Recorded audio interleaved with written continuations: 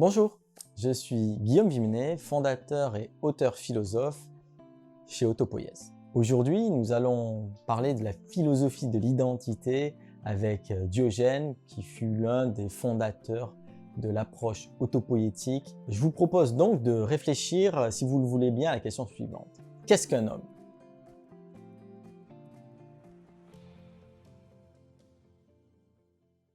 Dès maintenant, likez, commentez et abonnez-vous à nos contenus.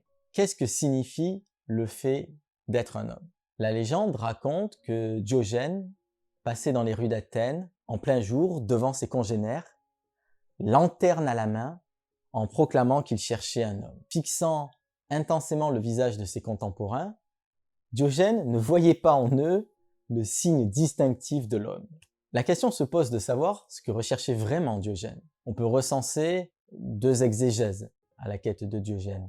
Une lecture morale de prime abord. Un homme pour Diogène est un individu vertueux, sage, doté d'un sens moral. Et une lecture nominaliste, deuxièmement. L'objet de Diogène serait de prouver que les concepts généraux, les idées platoniciennes n'existent pas en soi. Toutefois, on peut soutenir une interprétation ontologique, la recherche mystique de notre vagabond cynique. Diogène, personnage irrévérencieux et rebelle s'il en est, prône la révolte contre les usages, les règles et les croyances communément admises. En cela, il oppose l'homme à la foule, l'être humain à l'homme déchet. Diogène ferait ainsi un usage philanthropique ou mélioratif du nom d'homme. L'être pleinement humain désigne celui qui trouve seul sa voie, trace son propre chemin. L'insoumission et l'indépendance forment les qualités cardinales de l'homme vertueux et sage. L'art cynique est de se suffire à soi-même. A contrario, l'homme déchet se soumet à la doxa, à la bien-pensance, à la loi de la société. Il vit moins pour lui-même que pour les autres, dont il est dépendant. Comment caractériser l'homme déchet dans la philosophie de Diogène ? Alors, l'homme déchet est à lui-même son pire ennemi. Loin de se définir par lui-même, l'homme ordinaire se construirait en reproduisant des modèles sociaux préexistants, de manière conformiste et automatique. De sorte, il n'y aurait pas de différence entre la psychologie de cet agent et celle des foules. Il se range inconsciemment dans le rang serré et étriqué de l'opinion dominante, sans s'interroger sur son bien fondé. Dans son fort intérieur, l'homme déchet se caractérise par l'absence de création et l'omniprésence de reproduction. Il n'improvise pas suivant son inspiration, mais récite un rôle imposé du dehors. L'homme déchet est submergé par ses désirs. Œuvre de sa culture et de son corps, il est un produit. L'homme déchet se caractérise également par le fait de professer quelque chose, sans se conformer à ses propres principes. La dissonance entre le discours et la pratique renvoie à une falsification, une erreur pratique et logique. Il s'agit là d'un mensonge à soi qui emprisonne l'homme dans ses propres mystifications. Loin d'être un dogme, la philosophie doit être un mode de vie.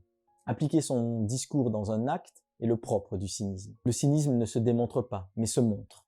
En opposition à l'homme déchet, l'homme véritable est un artiste qui s'interroge sans cesse et se crée à chaque instant. L'être exceptionnel met à distance la mécanique des désirs et le mécanisme de la comparaison sociale, en se détachant de tout. L'artiste vit en lui-même et hors de tout. Alors que retenir du mythe de la lanterne ? Le cynisme peut se voir comme l'ensemble des principes de vie qui permettent de s'extirper de la comparaison sociale, d'échapper à l'appât du gain, à la poursuite de la gloire et de la richesse. Le cynique est ainsi indifférent au pouvoir, à la hiérarchie. Diogène renonce à toute grandeur et se rit de tout. Le philosophe de Sinope donne la priorité à la réalité humaine, concrète, sur la pensée abstraite et souligne l'importance de l'engagement personnel comme argument philosophique de plein droit. Diogène cherche à faire de sa vie une expression de sa philosophie. Pour lui, le modèle à suivre est celui de l'animal. Pour l'atteindre, Diogène fait l'éloge du renoncement, d'une vie ascétique. Diogène aurait dit « Quand je promets de libérer les gens qui me coûteront de la folie, de la perversité et de l'intempérance, personne ne me prête plus attention. Personne ne me prie de le guérir, même s'il le devrait, par la suite en retirer un important profit, en argent. » C'est tout comme si les gens étaient moins gênés par ces derniers mots que les autres maladies, ou comme s'il était plus terrible pour un homme de supporter une rate enflée ou une dent cariée qu'une âme stupide, ignorante, lâche, arrogante, irascible, cruelle, perverse, en un mot tout à fait corrompue. Les hommes meurent d'être dépendants, de livrer leur liberté à des biens extérieurs. L'appât du gain, le goût pour les honneurs, autrement dit l'aversion pour la jouissance de soi détachée des autres, en constituent les symptômes. Notre analyse ontologique de la recherche de Diogène interroge la qualité distinctive de l'homme.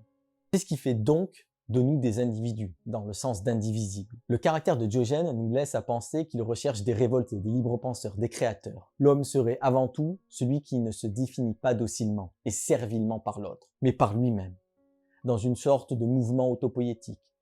Se créer soi-même, voilà à la fois l'espérance et l'horizon des possibilités humaines. En outre, être homme, c'est pouvoir mettre en adéquation la théorie et la pratique, les discours et les actions. C'est par la réfutation dans l'action que l'homme peut espérer trouver sa propre voie. Quand Diogène demande à l'un de ses disciples de promener un hareng le long d'une ficelle dans Athènes, c'est pour intégrer cette leçon de vie. Toute philosophie doit se départir des opinions communes. Pour accéder à la vertu et à l'indépendance, Diogène le clochard a tout abandonné. Il vit comme un chien. Le vrai roi est celui qui se domine lui-même, se défait de toutes ses dépendances, se libère de ses chaînes d'esclaves.